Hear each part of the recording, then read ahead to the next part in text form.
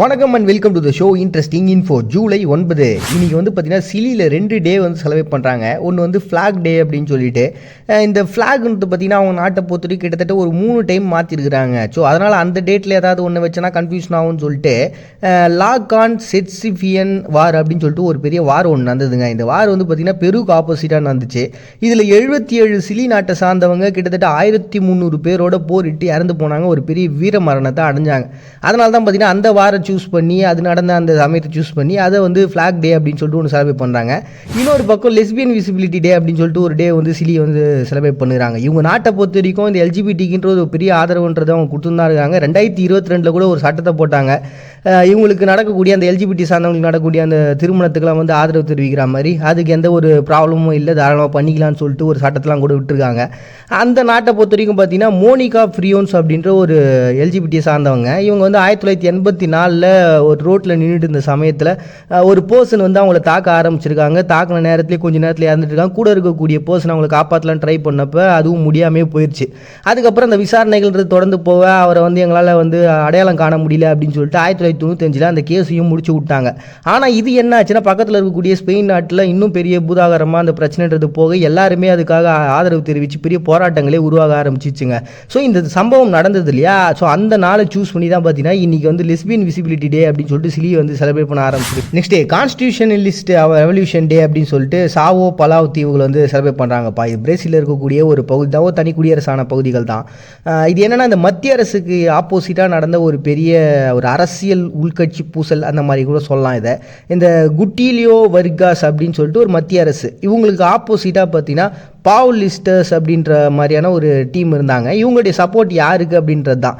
So இந்த ஒரு சப்போர்ட்ன்றது பார்த்தீங்கன்னா இவங்களுக்கு இல்லை அப்படின்னு தெரிஞ்சவொடனே, மத்திய அரசுக்கு இல்லைன்னு தெரிஞ்சவொடனே அவங்க என்ன பண்ணிட்டாங்க, இவங்க மேலே நெகட்டிவான சில விஷயங்கள்லாம் அப்படியே பரப்பி விட ஆரம்பிச்சிட்டாங்க.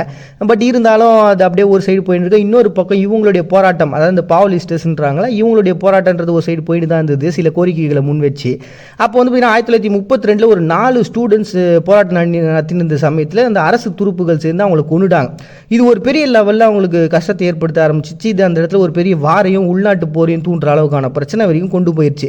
ஸோ இவங்க வந்து எதிர்த்து போரிடுறாங்க, பிரச்சனை பண்ணுறாங்க. பட் ஆனால் எல்லாத்தையுமே அந்த மத்திய அரசு அடக்கி ஒடுக்கி இருந்தாலும் இவங்க எதுக்காகலாம் வந்து இந்த போராட்டங்களை ஸ்டார்ட் பண்ணாங்களோ அந்த உரிமைகளை கொடுக்க ஆரம்பிச்சிட்டாங்க. இது பிரச்சனை பண்ணாமே கொடுத்துட்டு போயிருந்துருக்கலாம் போல. பட் இருந்தாலும் அந்த இப்போ அவங்களுக்கு புதிய ஆளுநர் கிடச்சிட்டாங்க. அப்புறம் ஜெர்மனியில் இருக்கக்கூடிய பர்சன்ஸ் இங்கே வந்து தங்குறதுக்கு முழுமையான உரிமைகளை அதிகாரங்களையும் கொடுக்க ஆரம்பிச்சிட்டாங்க. ஸோ இது உட்பட நிறைய விதமான கோரிக்கைகளை அவங்க முன் வச்சுருந்தாங்க. அது எல்லாத்தையுமே வந்து கொடுத்துட்டாங்கப்பா. ஸோ அப்படி அவங்களோட ரெவல்யூஷன் அதில் வந்து தோற்று இருந்தாலும் அவங்களுக்கு கிடைக்க வேண்டிய உரிமைகள்லாம் கிடைச்சதில்ல. அதை கொண்டாடுறதுக்காக தான் பார்த்தீங்கன்னா இன்றைக்கி இந்த சாவோ பலாவ் தீவுகளில் கான்ஸ்டியூஷனலிஸ்ட் ரெவல்யூஷன் டே அப்படின்னு சொல்லிட்டு ஒரு டே செலிப்ரேட் பண்ணுறாங்க ஜூலை 9. நெக்ஸ்ட் டே நுனாவுட் அப்படின்னு சொல்லிட்டு ஒரு டே வந்து கனடாவில் செலிப்ரேட் பண்ணுறாங்க. இது வந்து ஒரு பிளேஸ் தான் நுனாவுட் அப்படின்றது. கனடாவில் இருக்கக்கூடிய ஒரு பெரிய நிலப்பகுதி இது. ஆனால் அங்கே வாழக்கூடிய மக்களுடைய எண்ணிக்கை பார்த்தீங்கன்னா வெறும் 35,944 தான். காரணம் அங்கே இருக்கக்கூடிய காலநிலை. இன்னும் இந்த இடம் எவ்வளோ பெருசு அப்படின்றத ஒப்பிடணும்னா இந்தோனேஷியாவில் இதே அளவு பரப்பளவு கொண்ட பிளேஸில் கிட்டத்தட்ட 261 மில்லியன் மக்கள் வாழ்ந்துருக்கிறாங்க. அப்போ பார்த்துங்க எவ்வளோ பெரிய பிளேஸ் இதுன்ட்டு.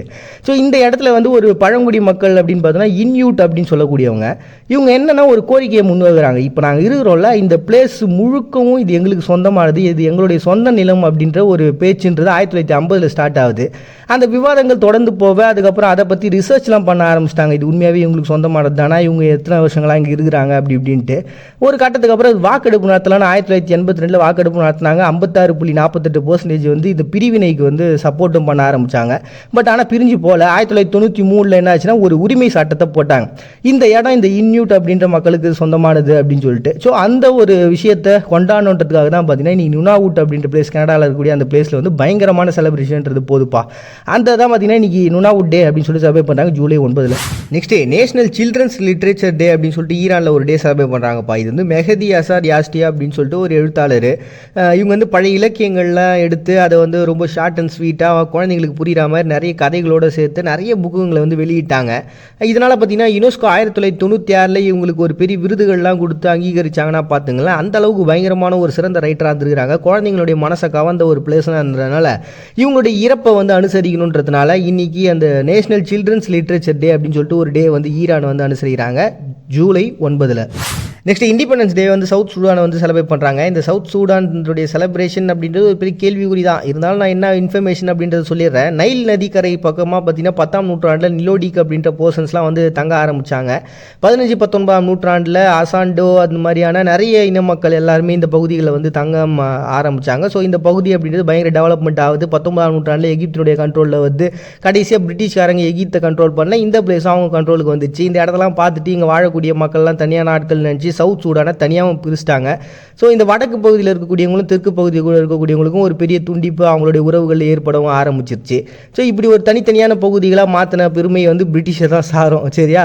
ஸோ இந்த மாதிரியான விஷயங்கள் ஒரு சைடு போயிட்டு இருந்ததுங்க. இது வந்து பிரான்ஸுக்கிட்டேருந்து கடைசியாக உங்களுக்கு சுதந்திரம்லாம் அறிவிக்க போகிறாங்கன்ற இன்ஃபர்மேஷன் தெரிஞ்சதுக்கப்புறம் உள்நாட்டு போர் வெடிக்க ஆரம்பிச்சது, யார் இந்த இடத்த ஆள்றது அப்படின்ட்டு.